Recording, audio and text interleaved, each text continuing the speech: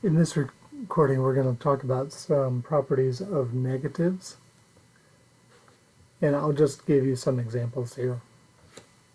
So the first thing to recognize, we'll look over here at negative, parenthesis, negative 21, is that when you have a negative and then another negative, they cancel each other out. And the most common way that you'll see that is a negative outside a parenthesis and then another negative inside the parenthesis.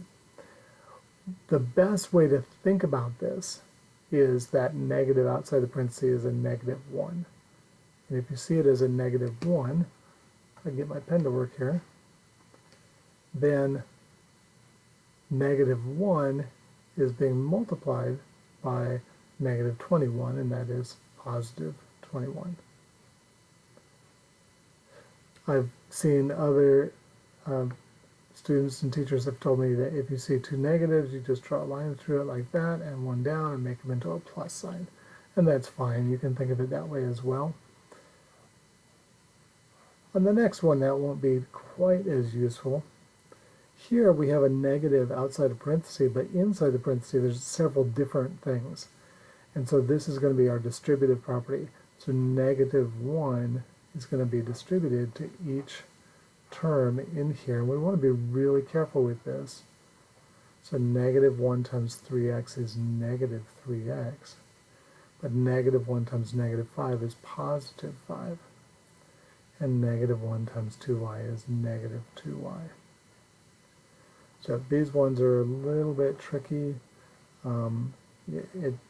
We tend to, if you tend to be a casual math person, you can be casual with your math, the negatives are what usually get you. So this is where math forces us to be very, very careful and thoughtful when we keeping track of those negative signs. Okay, let's look at the last one. It kind of got two parts to it. So we've got 1/5 times the quantity negative 15n. The quantity plus a bracket here, so a whole big quantity negative 3m plus 3m. So first we're going to distribute, or we'll just multiply the 1/5 times negative 15n. So 1/5 times negative 15n, we'll think about the sign first. So a positive number times a negative number is negative. And then a fraction multiplied by another number, even if it's not a fraction, you just multiply the numerators together. 1 times 15, and the denominators together. 5 times 1 is 5. And then we'll put the n out front. We could have put that in the numerator if we'd wanted to. And we'll simplify that in just a minute. Okay. And then in the second, in the brackets here, order of operations, we do what's inside before we do this addition. Negative 3m plus 3m. These are opposites. These are opposite in terms of addition, opposite signs. So they're additive inverses.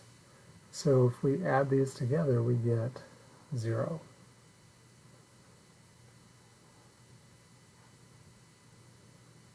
Okay, now let's take care of that negative 15/5. N, 15 divided by 5 is 3, so that's negative 3n plus 0. And of course the identity property of addition says if we add 0 to something, it doesn't change what it is. So this is 3n.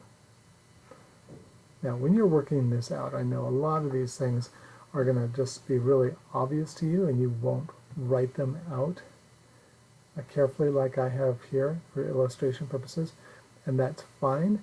But if you find yourself making mistakes, it's best to just go back and try taking smaller steps and writing everything out. We'll see that a lot as we move through algebra. Thanks for watching.